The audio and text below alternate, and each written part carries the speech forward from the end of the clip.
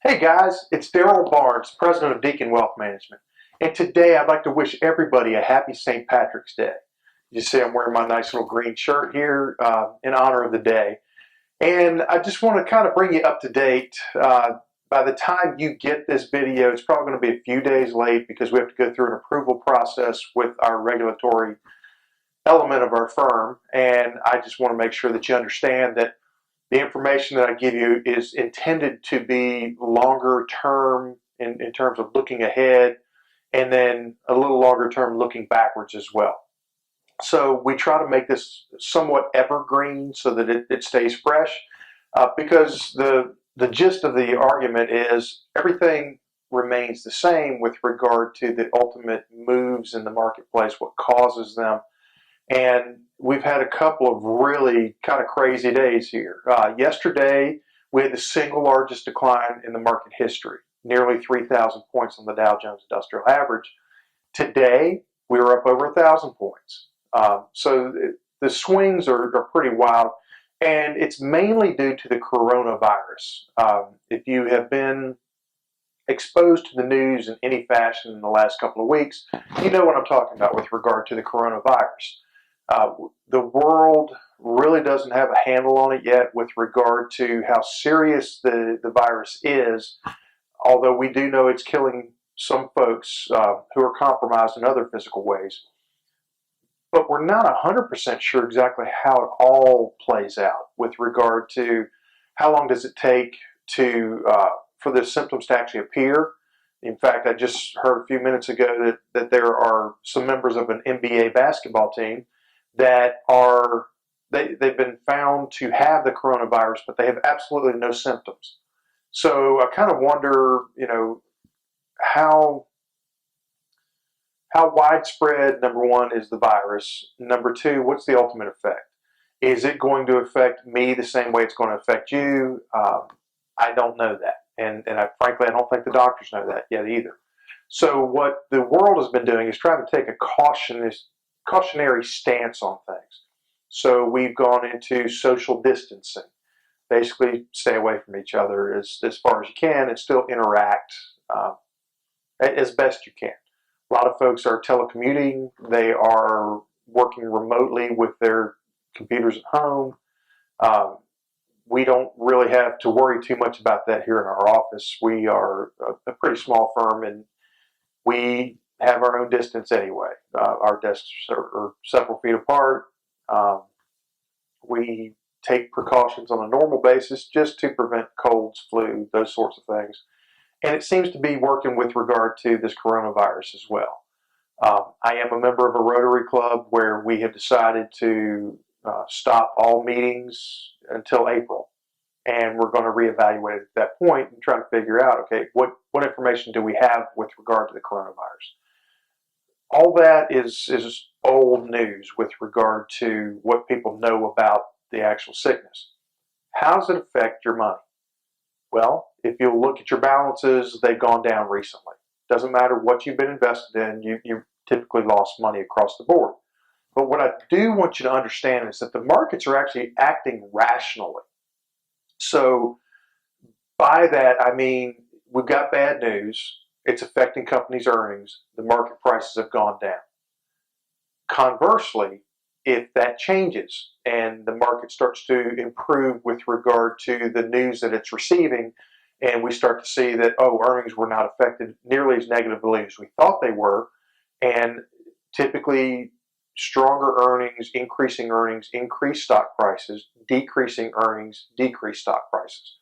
So I do think we're going to see a lag effect really start to hit companies when the next quarter's earnings are announced.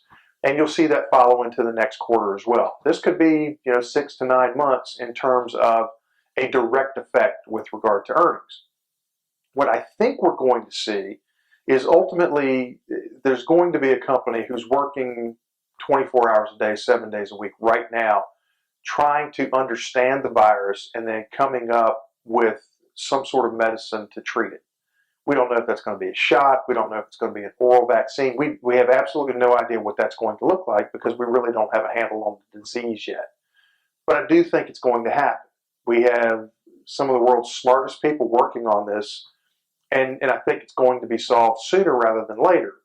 But in the near term, this has the effect of kind of like a natural disaster, like a hurricane coming through your community. And what you see in those situations is people stay home from work, uh, power's out, communications out. They're reverting back to trying to figure out, okay, where am I going to get my drinking water? Do I have water to bathe? Do I have hot water? How do I cook? How do I put food on the table? That's kind of what we're seeing right now with regard to shortages in many of the grocery stores, the big box stores like the big chains like a BJ's or a Costco. It's truly amazing. I had seen and heard a little bit about this, but I decided today to go out and take a look myself. And I was very surprised. There was not a square of toilet paper in an entire BJ store, and the paper towels were almost non-existent. Um, and the food, I mean, it was pretty well wiped out. It was, I would say that the store probably held 50 to 60% of its normal inventory. And I don't know that that's intentional with regard to they were in the process of changing their inventory anyway, but there were quite a few things that were out, a lot of bare shelves. And I think that's going to recover. I really and truly do. And I think we're going to see that improve sooner rather than later. I think you'll see things start to return to normal probably in the next week or two with regard to folks looking around and going, hey, I know Sally. Sally had coronavirus. She's okay now. I know Joe. He was uh, diagnosed with the coronavirus, and Joe's okay. He never really had the disease, other than he was confirmed to have it, but not really suffering from the symptoms.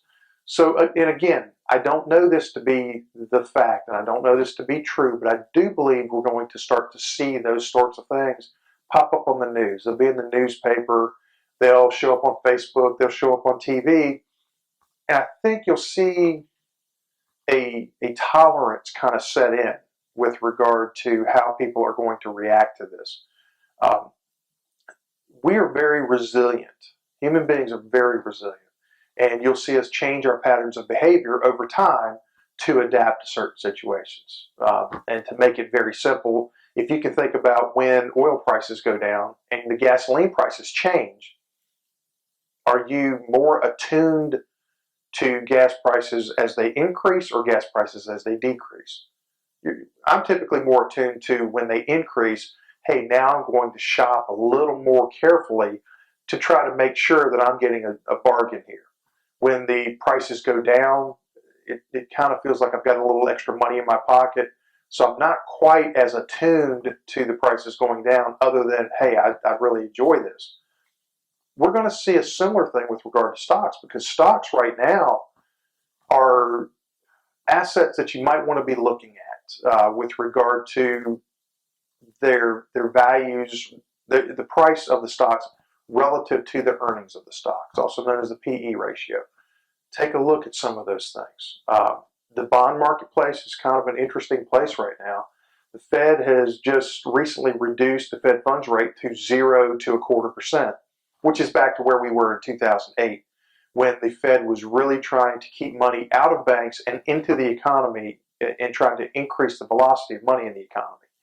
I think they've done exactly the wrong thing at exactly the wrong time with regard to the current policy. Again, I could be wrong on that, but that's my personal opinion. I don't think that the Fed funds rate is going to have an immediate impact on any of this. I do think it's going to have a longer term effect with regard to lowering interest rates on other folks' loans. It might be mortgage loans, it might be a loan on a car, it could be quite a few things. But I think that's where we're going to see that impact show up a little further down the line. I know Congress is working right now on a stimulus package trying to get money back in the hands of folks that are unable to work. We're very privileged in what we do because we are not directly impacted by this. It does tend to segregate us a little bit from other folks in the economy, but we're not working on an hourly basis where we have to be in a job that we can't attend right now. If you are working in a restaurant, for instance, your pay is probably down right now because people aren't frequenting restaurants as much as they were, let's say, a month ago. So again, that's where I think the stimulus is going to help. It's going to help get money back in the hands of folks where they're not having to worry about where the next paycheck is coming from. So please keep attuned to this channel. We're going to continue to send you video updates. We're going to let you know what we're thinking, because as long as we are out here giving accurate information and giving perspective to the marketplace, I think that's going to eliminate some of the fear that's out there, because we always fear what's unknown. And if we can educate you a little bit, hopefully you'll take that education and apply it in this situation and realize, oh wow, the media is telling me things that I'm not really feeling, but they're telling me I should be feeling it. So again, look at your personal situation, sit down with your financial advisor, make sure you're both on the same page. If your financial advisor is hiding under their desk right now and they're not talking to you about what's going on in the marketplace, you might want to reevaluate that relationship. We are always available to you. We're happy to answer questions. Our website is updated. In fact, we just released a revamped website. So if you'd like to take a look at it, it's www.deaconwealth.com. And you can always call us at 540-371-8585. And I hope that you've enjoyed this little bit of Deacon Thinking that we've imparted out there. And please stay tuned. We're going to be continuing to do this. Take care. Happy St. Patrick's Day. And God bless you.